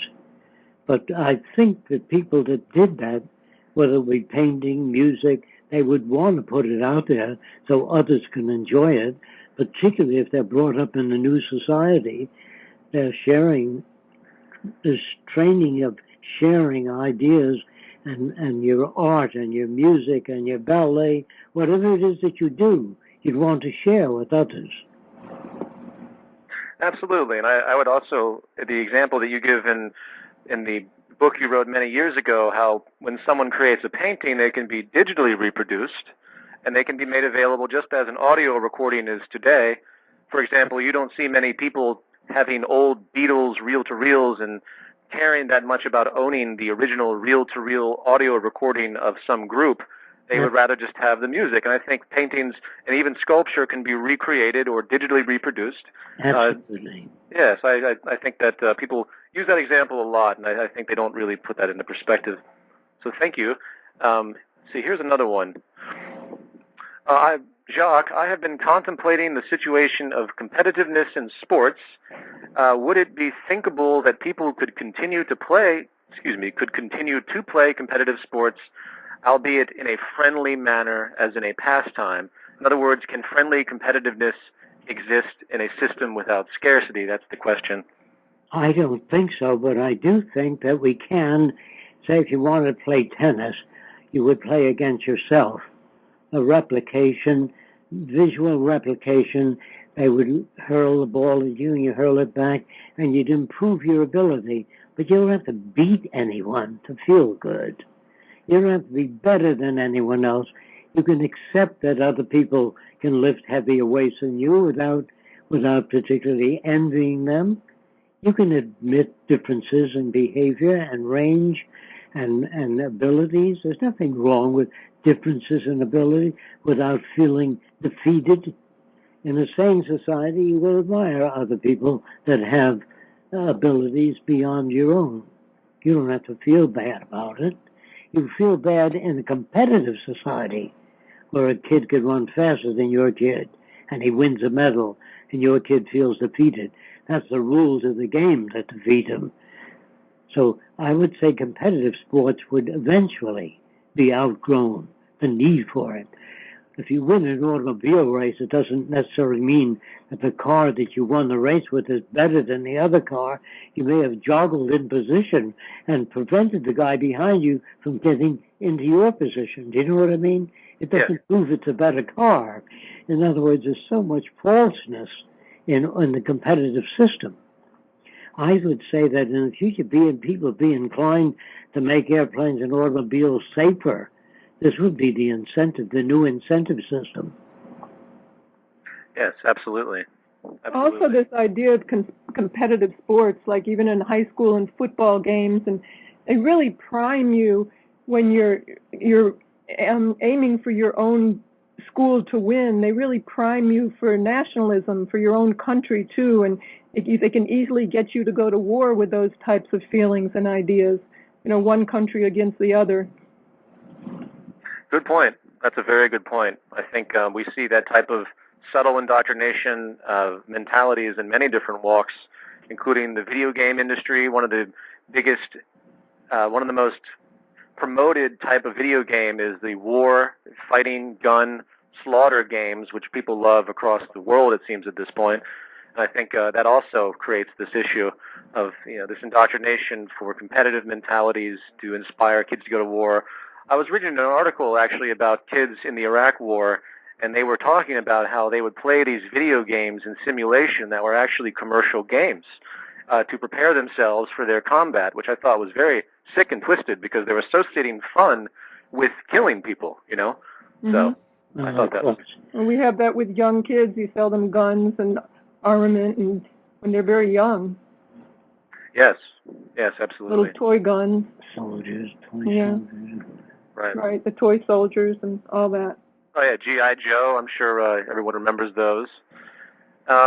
Imagine, Peter, what would happen if you took all the soldiers and sent them back to the university without a price tag to become problem solvers. Absolutely. Yeah, what a wonderful world we could have. I mean, soldiers all over the world trained to try to find answers to problems. Right. Well, even if you took all of the money that was spent by every government on the planet, speaking of money, and you used that money to actually help and improve society, it would be cataclysmic just from a monetary standpoint. Bad for business, though. Oh, yeah, for sure. I just speak that in abstraction. War is big business. Always remember that. People make millions of dollars. Whenever they grab soldiers in the army, they ought to conscript all the war industries so no one makes a buck out of war, so there's no profit in war. Then there'd be no basis for it. War is not about bringing democracy to other countries. It's about exploiting resources. Yes. Setting up cheap labor, Yes, definitely. But the lies that the soldiers are given by governments, they're not responsible. They can say whatever they want to say. And the soldier really believes he's fighting to defend his country, which is so awful. They're trying to get hold of a book called Arms and the Men. It goes into the corruption of war. Even Eisenhower said, beware of the military-industrial complex. Too bad he didn't spell it out in detail. Yeah. Good point. Okay, here's a different question. It's a deviation from what we were just talking about. A very simple question. Someone wants clarification on the idea of what you call the truth seeker and how it's very much impossible for someone to be such a thing as a truth seeker in reality. Would you clarify that? I can only try. Okay. I would say that to seek the truth, you would have to know the truth of everything you observe. If you walked into a room and a man made a table levitate off the ground, you don't know that he could use a metal plate and use an induction coil in both the table and the ground and make that table rise. If you don't understand all the different technologies that could be used to simulate telepathy and everything else, if you don't know those things, you can't decipher that which is actual or fake. Now, you have to know, how do magicians make an elephant disappear? Everybody's always amazed by that. But if you study the technology involved, you can understand it. But without knowing, for example, I had a lot of experience with so-called people that claimed to be telepathists. Sometimes the guy's wife would go into my bedroom and I'd whisper something in his ear. His wife would come back out of the bedroom and tell me exactly what I whispered into his ear. Well, he assumes different postures. If he sits with his hand folded, I'm thinking of Abraham Lincoln. If he puts his hand up to his face, I'm thinking of a movie actor. You see, they work on a code. Right. Not knowing all that, you're impressed. So how can you seek the truth unless you know all about different devices used, and understand other nations, how they work, their social customs? If you understood all those things, you'd never get angry and never participate in government. Good point. I think also... A friend of mine, Peter, told me that he was running for political office, and I said, I'm so sorry to hear that. That's good. Of course, he didn't know what I was talking about. Right. I had to fill him in. Right. I would also add to that question, I think in the context of what this individual might be stating, is that there's plenty of manipulation in our society, and some people call themselves truth seekers in an individualistic sense without even thinking about it. meaning they want to know the truth of one particular event, say, in history, such as, say, the reasoning behind the Vietnam War or what have you, things like that. So I just wanted to throw that out there for the person who wrote that question if they're listening. So Jacque and Roxanne, there's an issue of credentialism that keeps coming up, and this question is related to that. And they're basically asking your opinion on credentials in a general sense. Hopefully you can expand on that. Well, as you know, you can find in any book in a library, any major library, that Louis Pasteur was not a doctor, he was a chemist, that the experts with the credentials used to write books on why man can't fly. The Wright brothers were bicycle mechanics. They never read those books, and they built a flying machine. Right. Now, people that read those books tend to become indoctrinated. Best thing to say is, I don't know. You have to learn how to say, I don't know. Can man ever reach the moon? I don't know. It's not my field. I don't know anything about rockets. I know nothing about the conditions for eating in a spaceship. I really can't answer that question. When people learn to talk that way, that'll be the beginning of a saner world. They have opinions about everything because they're brought up to believe that everyone should have a right to their own opinion. That's the most destructive thing ever put out there. Just learn how to say, I don't know. That's a terrific point. And of course, as you know, a touchy subject because people value what they think and they try to make their ideas equal to everyone else's without the interest of investigation. So, for example, some people have said to me, because I'm atheist, they'll say, well, that's just another form of faith. And they try to pair themselves up because that's their basis of opinion. And as we've discussed in our activist guide, we clarify that issue of opinion, I think, pretty well for anyone listening. But credentialism, of course, is something that people use against us, Jacque, as you know, because you remember in one of your interviews you stated, well, I can't get to anybody, I have no credentials. And I think it's unfortunate that you've been limited all these years by that particular cultural nuance, you know. Yes. Well, they always ask me, not anymore, by the way. I'm invited to speak all over the world and universities throughout the world without the need for that anymore. Because what you have to get across to people is, do you have solutions to problems? Do you have answers to preventing automobile accidents? Do you have ways of making buildings so they don't collapse in an earthquake? Do you have a way of sheltering people from hurricanes and tornadoes? That's the problem. What do you provide as solutions to existing problems? That's the best credentials on earth, finding answers to problems and solutions. I assure you, if Jacque went through the universities and all the areas with credentials, to come out with credentials, he would have been like everybody else. He's a more diverse designer in every single field than I've ever seen. But Frank Ogden has a good quote. He said, during the last century, credentialism became a form of knowledge licensing, following a restricted path dictated by those already holding the necessary documents who fitted others into the assembly line of indoctrination. I always like that. Yes, that's a wonderful quote. That's a great quote. Very good. Very good. Here's a question on education. And it's very simple. What subjects we'll just say at high school level, what subjects are relevant to a resource-based economy? First of all, I'd like to skip that high school bit. Okay. Children can learn all about geology, astronomy, mathematics.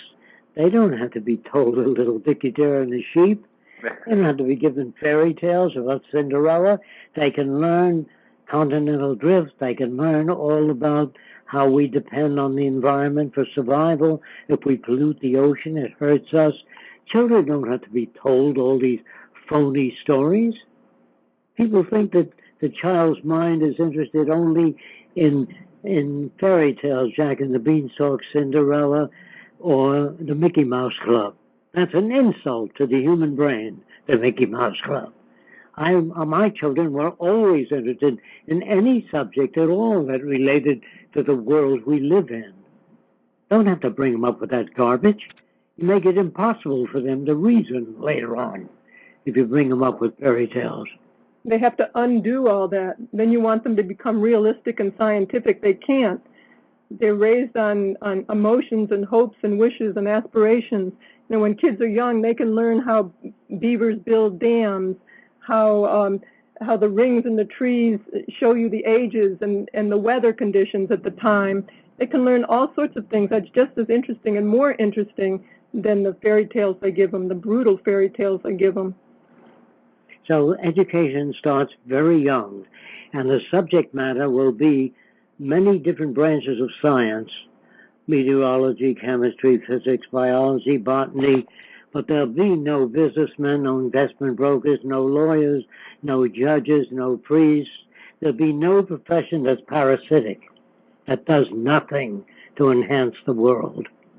By enhance the world, I mean enabling people to learn to reason, to figure out problems so they don't depend on psychologists or psychiatrists or other advisors.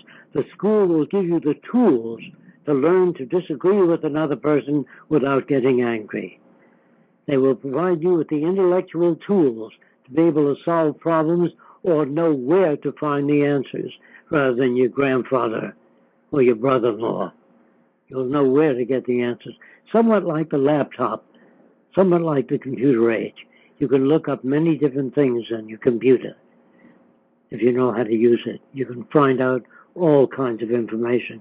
So the professions of the future, many of them will be professions you never heard of. They'll be in science, optics, transmitting sensation and touch through television, transmitting odors electronically. And there's a whole new field fighting cystic fibrosis, heart disease. We'll be studying anatomy and physiology, the life processes, life sciences on multiple levels. Any of the physical sciences, yes, essentially. Of course. Absolutely. And obviously computer science and right. engineering, every form of engineering I can imagine. Robotics, everything related to enhancing the lives of all the world's people. Right, absolutely. And you mentioned earlier talking about dealing with problems, and that's something that many people never think about in the realm of education, so they don't have to go to a psychiatrist. They learn to deal with their own problems. They learn how to deal with anger. So you're basically, in education works with the value systems too, correct? Everybody can be an artist, Leonardo da Vinci. It's not an inborn gift. This is a myth perpetuated by people who don't understand what it is to be creative. They don't understand the conditioning or the type of experience that makes a creative person. Creativity is nothing more than taking known elements and putting them together in unique ways. Look at all your stories, your writing, your books. They're all the same story, different characters. All your television soap operas are always the same story put together in little different patterns. They're not that original. And even though you hear of a guy like Leonardo da Vinci, you think, my God, he was ahead of his time. No, he wasn't. The people he associated with talked of deers and levers. You don't have that in your school book. That's what's missing. They think that Leonardo da Vinci came up with all the ideas himself. That's not true. The people he associated with talked about different things. The kind of friends he had were different than normal people. Normal means screwed up by their society. Yeah, that's a good Remember, point. unique people do not associate with the common person because they can't communicate with them. They're interested in people that think differently. And so they seek out different kinds of people, which in turn increases their range of behavior and opens up new fields of judgment. Right. Do you understand that? Yes. Yes. Okay. I think that's a very, very important point. There was here's a very general question for you. People have been, this is actually one of many questions because we've talked about before the idea of you guys making a major motion picture, and people just simply keep asking me what the status of this is. Have you guys had any development recently with any work with that? We only have a brief outline of it, and I have a pretty good understanding of what I'd like in that motion picture, but we don't have the funding to do that picture. It's absolutely essential. That motion picture deals with how we get from here to the future. Right. And the transition will have problems. It will have all kinds of problems. There is no way to avoid that. Sure. We have some meetings coming up, but there's nothing definite yet to report. We're starting to work on animations for maybe that or our next video, the films that we're working on next too. Okay, great. Well, so people can expect some new material from you guys. I know people have been clamoring for that as well. Right, we're working on it. That's great. Do you there's a lot of people, of course, that are interested in assisting in any way that they can artistically. Are you an advocation? Well, you mentioned you have an outline of this new film in order. Is this something that you feel that between the two of you or the group of people you already have that you're going to be able to get this script together in X amount of time, or do you need more people to help, you feel? Well, we need all the help we can get. Roxanne and I have no power at all. And we finance everything, most everything we do, we pay for through jobs we take on and things of that sort. But right. We really do need help. We need film people, we need cameras, we need lighting systems, we need support. Without your support, we can't do a thing. Right. Like the buildings we design are not the buildings we want, but they're the buildings we're capable of, or the buildings we can afford. Just like you. You don't drive the kind of car you want to drive. You drive what you can afford. You don't live in the kind of house you want to live in. At least most of us don't. You live in what you can afford. So the word freedom doesn't really mean very much. You're as free as your purchasing power. Yes, that's a great point. I use that phrase quite a bit. You're only as free as your purchasing power will allow you to be. Well, let me know if you guys need anything as far as help with the technical aspects of the major motion picture, mainly because, and as I've stated to the audience before, we're trying to get more of a media side, a media group, part of our creative team and communications team, to start interfacing with all of us. And hopefully you guys have gotten some 3D stuff going. I know that you were working on that. And if you have any need for help, don't hesitate to let me know so I can post it. I know everybody out there really, really does want to help, so I hope you guys are aware of that. There's a lot of great people out there that have a lot of great skills. We've heard from a lot of them. We are just beginning to organize the animators, so I know a lot of people have written, but if they've signed up on your site too, they can write us directly, and we've just got a new Joomla site up, so we can start communicating on there with people. Right. And there's also going to we're also collaborating with the Venus Project UK, who's going to be collecting a lot of the animators and working with us in that way too. Oh, wonderful! That's fantastic. Yeah, but we are still looking also for people who can work with us on the script. You know, kind of a sophisticated script writer who can. They'd have to come here and meet with us too, though. Of course. Well, that's something that, again, I've gotten people requesting information about that, and I'm sure you have as well.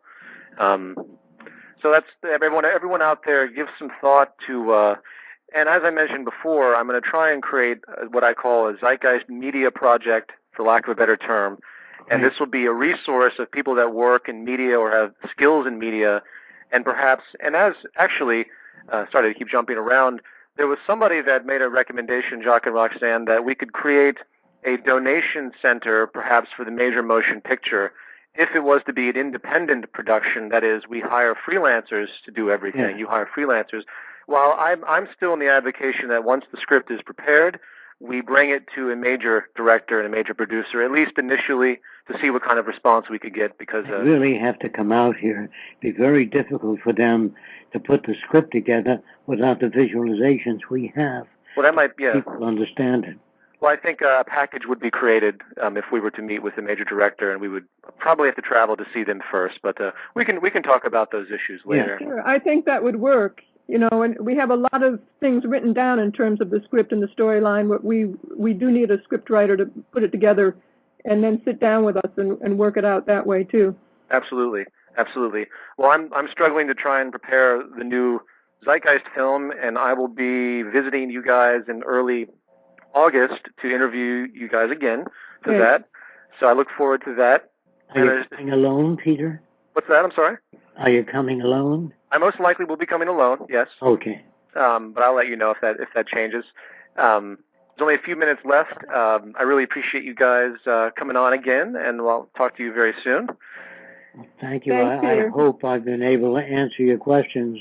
Oh, absolutely. We By all means. all your help and everything you're doing too.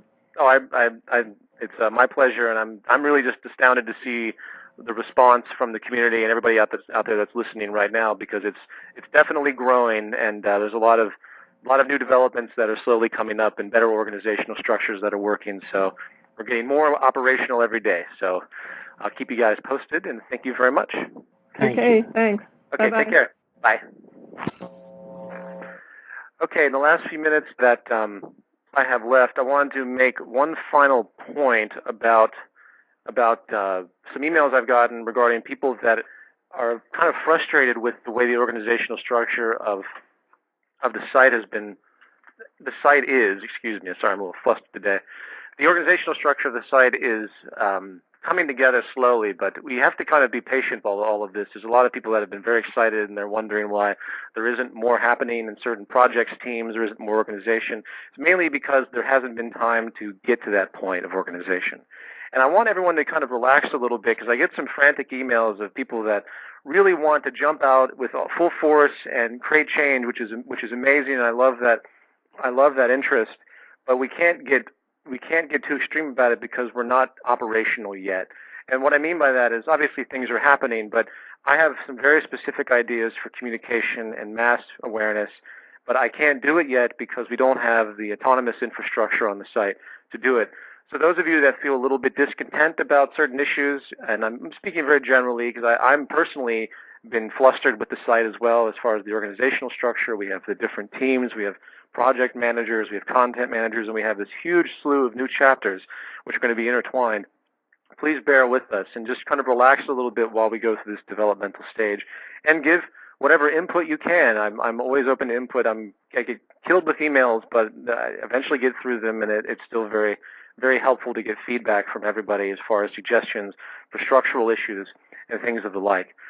So, and in a more abstract sense, I wanted to point out that you have to remember that the technical aspect of what we're advocating with the Venus Project and the Zeitgeist Movement, in that being it's a technical ideological structure for reorganizing society, to put it very simply, in a fragmented sense. It's not just that. It's actually a value system shift using a change of environment to reinforce values that are actually relevant to our survival in the most positive way, the most fulfilling ways we can come up with. And given that notion, your activity can really be as simplistic, depending on how much time you have, as just the way you choose to look at the world and the attitude that you have and how you relate to your fellow human being. I don't want to use the word philosophy. I like the word attitude more so. You can become this movement without having to be absolutely extreme about it and wanting to be in of immense participation. It's a mindset in a lot of ways of the values that we're discussing, to see everything as you, and to engage things with less cynicism and more trust, but only to a certain degree. You don't want to be manipulated. You don't want to be abused. Unfortunately, with the values that we support, we are prone to abuse. My site is prone to a lot of abuse. I'm sick of getting emails of people that want to advertise on it. I will not have advertising anywhere on this site ever, even if there's millions of people. I'm not going to do it because I have to walk this line, and for one, I wouldn't live myself otherwise. We're rejecting all of these elements of self-interest and self-preservation for the preservation of society as a whole. And it's very difficult, but I want everyone out there to think about the notion of attitude and to become this, and not necessarily be a part of the movement, or excuse me, your contingency on this movement, let me rephrase that. Your interest in this movement is multifaceted. It can be from a simple person who believes in it, sends out emails, that supports it, that investigates and learns and is just active in a general sense, or it can be a diligent part of the creative teams and the project teams and working on a high level, starting the chapter. The whole spectrum is there, and I don't want people to feel like because something isn't happening or they feel like things are stagnating. It's not. In other words, if it's not meeting your level of satisfaction, then you need to readjust your level a little bit and look at it from a different angle. We have a long way to go. It is the most complex structural orientation that I have ever encountered. In fact, it's virtually unprecedented as far as the internet structure and the nature of chapters in a web across the planet. I can't think of another model, so there's a very large degree of experimentation and an extreme amount of thought that's been going into how to make a worldwide global movement as fast as possible that has an immense amount of control to the extent of we are holographic. People aren't going to be taken out. We can react as one organism through high technology and information, high technology being the internet, of course. And that it's very difficult. And I hope everyone understands that and appreciates how much labor has been going into this, and I think most of you do. But this, if you're into this movement, don't expect some massive shift in a week or 2 weeks or in a month. You have to become it. And it doesn't mean you have to spend 10 hours a day doing something. It means you have to do something on some level consistently. And that's what I really hope people can find balance with, because I'm getting angry emails and frustrated emails, and you're just going to have to roll with the development that we're doing. Think about it in Jacque and Roxanne's perspective, and Jacque's perspective. Jacque has been talking about this for 70 years. And it's funny because he's not frustrated. He has an immense amount of patience. He understands how long it takes for something like this to develop, and we're on the cusp of it right now. So I hope that serves to help a little bit with people that are somewhat frustrated. And in the end, there really is no basis for frustration. We're getting a lot done, and I hope everyone is proud of themselves and will continue to do what they can. And I think that's about it for the radio show, and I will talk to everyone in about 2 weeks. Thank you very much, everybody. Talk to you soon. Bye.